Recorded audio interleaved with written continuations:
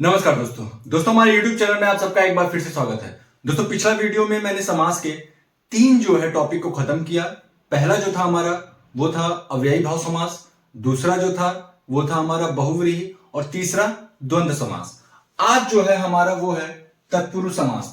आप सभी जानते हैं कि प्रधानता के आधार पर जो समास का जो विभाजन हुआ था वो कितने प्रकार से हुआ था, चार प्रकार से हुआ था।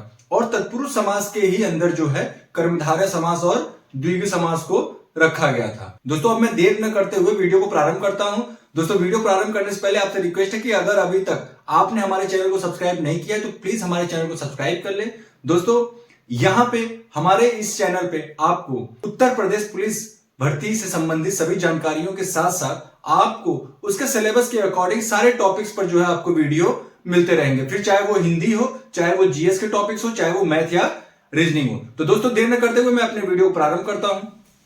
दोस्तों तत्पुरुष समास क्या है? तत्पुरुष समास जितने भी कारक आते हैं, 2 कारकों को छोड़ के, कौन कौन से? एक कर्ता और आखिरी वाला संबोधन। कारक कितने होते हैं? 8 प्रकार के होते हैं, लेकिन कर्ता और संबोधन कारक को छोड़ के तत्पुरुष समास के अंतर्गत बाकी के 6 कारक जो है वो आते हैं। जैसे कर्म हो गया, जैसे देखिए कर्म हो गया, पहला कर्म, दूसरा करण, तीसरा संप्रदान, चौथा अपादान, 5वां संबंध और 6वां अधिकरण। इसको कैसे याद करेंगे? देखिए कर्ता ने कर्म को करण से संप्रदान के लिए अपादान से या अलगाव, है ना, मतलब कि वहां पे अलगाव प्रतीत होगा। संबंध का की के, अधिकरण में पर, संबोधन ओ अरे ए। ये तो हो गया हमारा जो है कारक। दोस्तों कर्म कारक को कैसे पहचानेंगे? जैसे कि देखिए हमारा एग्जांपल लिखा हुआ है विदेश गमन। क्या? विदेश गमन, यानी कि विदेश को गमन। क्या है? विदेश को गमन। इसमें जो को है, क्या को जो है ये कारक चिन्ह क्या है? को कारक चिन्ह हमारा इसमें लुप्त है। और जैसे कि जितेंद्रिय यानी कि इंद्रियों को जीतने वाला, जितेंद्रिय यानी कि इंद्रियों को जीतने वाला, ठीक है। इसी तरीके से हम करण कारक को, करण को देख लेते हैं। जो करण तत्पुरुष समास है हमारा, देखिए इसका जो विभक्ति चिन्ह होगा, इसका जो कारक चिन्ह होगा वो क्या होगा? से। क्या होगा कारक चिन्ह? से। जैसे वचनबद्ध, वचन से बंधा हुआ या बद्ध। क्या? वचनबद्ध का मतलब वचन से बंधा हुआ। अब जैसे रोगग्रस्त यानी कि रोग से ग्रस्त, ठीक है दोस्तों। इसी तरह अब जैसे मान लीजिए दे देगा बलवान, बल से वान। क्या? बल से वान। अब देखिए जैसे संप्रदान है, संप्रदान का जो कारक चिन्ह है वो क्या होगा? के लिए। क्या होगा?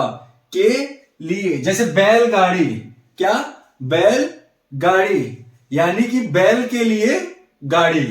अब देखिए है देशभक्ति, यानी देश के लिए भक्ति। क्या? देश के लिए भक्ति। इसमें और एक पॉइंट आप नोट करिएगा कि इसका जो उत्तर पद होता है, यानी बाद वाला पद, यानी जो आखिरी वाला है ना, ये भक्ति, ये हमारा जो है प्रधान होता है। क्या होता है? ये मुख्य होता है, ये प्रमुख होता है, यानी कि ये प्रधान होता है। अगला है हमारा अपादान। अपादान, इसका जो कारक चिन्ह होगा वो होगा से या अलगाव। जैसे कि ये दिया हुआ है नेत्रहीन। क्या? नेत्रहीन यानी कि नेत्र से हीन, नेत्र से ही यानी कि वह नेत्र से जो है अलगाव दिखा रहा है इसमें। जैसे पाप मुक्त, पाप से मुक्त हो रहा है। क्या? पाप से मुक्त हो रहा है, ठीक है। अब जैसे दोषहीन। क्या? दोषहीन, दोष से हीन, ठीक है। अगला है हमारा संबंध। क्या है? संबंध तत्पुरुष समास। इसका जो कारक चिन्ह होगा वो होगा का की के, का की के। इसमें जो संबंध दिखाएगा, जैसे श्रमदान, श्रमदान यानी कि श्रम का दान, श्रम का दान, ठीक है। सूर्योदय, सूर्य का उदय। इसमें क्या होगा हमारा? का की के कारक चिन्ह क्या होते हैं? लुप्त होते हैं।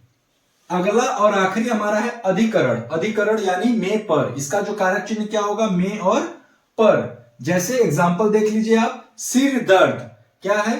सिर दर्द यानी कि सिर में दर्द। क्या है? सिर में दर्द। ईश्वरोधीन। क्या है? ईश्वरोधीन यानी ईश्वर पर अधीन। क्या? ईश्वर पर अधीन। अब इसमें दे देगा पित्रोधीन। क्या? पित्रोधीन यानी पिता पर अधीन, ठीक है। तो दोस्तों ये रहा हमारा तत्पुरुष समास। उम्मीद है कि आपको सारे पॉइंट्स बड़े ही अच्छे से समझ में आए होंगे। देखिए इसमें लिखा हुआ है दोनों पदों के बीच का जो कारक चिन्ह होता है इसमें लुप्त होता है। दोस्तों तत्पुरुष समास के बाद जो हमारा अगला समास आता है, इसी के अंतर्गत प्रधानता के आधार पर आप सभी जानते हैं कि तत्पुरुष समास के अंदर ही कर्मधारय और द्विगु समास आते हैं। दोस्तों जो हमारा कर्मधारय समास है, इसको पहचानने का सबसे अच्छा तरीका है जो हमारा पूर्व पद होगा, जो हमारा पूर्व पद होगा वह उत्तर पद का विशेषता बतलाएगा। क्या बताएगा? विशेषता बतलाएगा। जैसे महान पुरुष, देखिए मैं आपको एग्जाम्पल के माध्यम से समझाता हूं। जैसे नवयुवक, क्या है?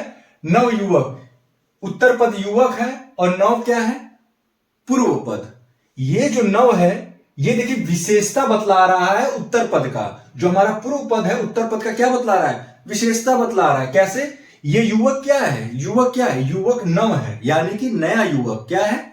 नव युवक का मतलब नया युवक। तो ये नव क्या है? विशेषण है और युवक क्या हो गया? विशेष्य। यानी कि अगर मैं आपकी विशेषता बतला रहा हूं तो मैं विशेषण हो जाऊंगा, लेकिन अगर मैं आपकी विशेषता बतला रहा हूं तो आप क्या होंगे? विशेष्य हो जाएंगे। यानी जिस सब्जेक्ट का आप विशेषता बतलाएंगे वह विशेष्य होगा और जो विशेषता बतलाएगा वो विशेषण होगा।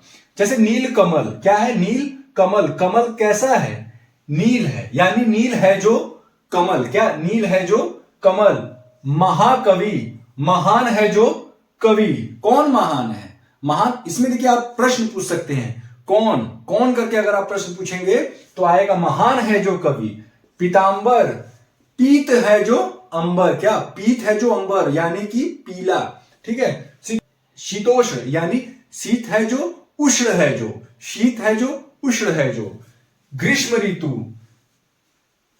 ग्रीष्म है जो ऋतु, ग्रीष्म है जो ऋतु, यानी ऋतु कैसा है? गर्म है। कैसा है? ऋतु गर्म है। तो ये क्या बतला रहा है? ऋतु की विशेषता बतला रहा है। अब जैसे विग्रह करने पर आपको क्या प्राप्त होगा? देखिए अगर आप विग्रह करेंगे तो जहां पे है जो या के समान है ना, है जो के समान है तो वहां पे हमारा कर्मधारय समास होता है। अगला और हमारा आखिरी है वो है द्विगु समास। क्या है? द्विगु समास। इसका पहचान क्या होगा? पूर्व पद, क्या? पूर्व पद संख्यावाचक होगा और जो उत्तर पद होगा वह प्रधान होगा। जैसे पंचवटी, क्या? पंचवटी। देखिए इसमें जो आगे का है जो हमारा पूर्व पद है वह संख्यावाचक है। दशानन, दश आनन, यानी जो पहला वाला है हमारा पूर्व पद वो क्या है? संख्यावाचक है। सप्ताह, इसमें समूह का भी बोध होगा। जैसे सप्ताह 7 दिनों का समूह। क्या? 7 दिनों का समूह। जैसे अगला है हमारा चतुर्भुज। क्या? चतुर्भुज, 4 भुजाओं वाला, 4 भुजाओं का समूह।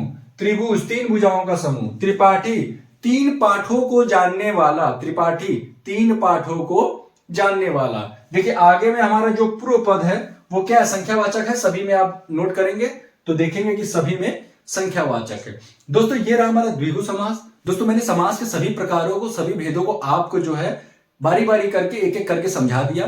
दोस्तों बहुत ही कम समय में मैंने जो चीजों को कवर किया है और नियमों को आपको समझाने का प्रयास किया है। मेरा मेन उद्देश्य यह है कि आपको नियम की जानकारी हो जाए। अगर आपको नियम की जानकारी होगी तो यकीन मानिए कि अगर नियम की जानकारी आपको होगी तो आप जो है शब्दों को पहचान कर उसके प्रकारों को जो है अच्छे से आप डिफाइन कर पाएंगे। लेकिन अगर आपको नियम ही नहीं पता होगा तो आप कितने शब्द याद करेंगे? बताइए, बहुत सारे शब्द हैं, आप सारे शब्द को याद नहीं कर सकते। लेकिन अगर आपको नियम पता है तो आप बड़े ही आसानी से बहुत ही कम समय में प्रश्नों का आप उत्तर दे सकते हैं। तो दोस्तों ये रहा हमारा समास पर आखिरी वीडियो। इसी के साथ हमारा समास खत्म होता है। दोस्तों फिर मिलेंगे किसी अन्य वीडियो के साथ। तब तक के लिए जय हिंद, जय भारत।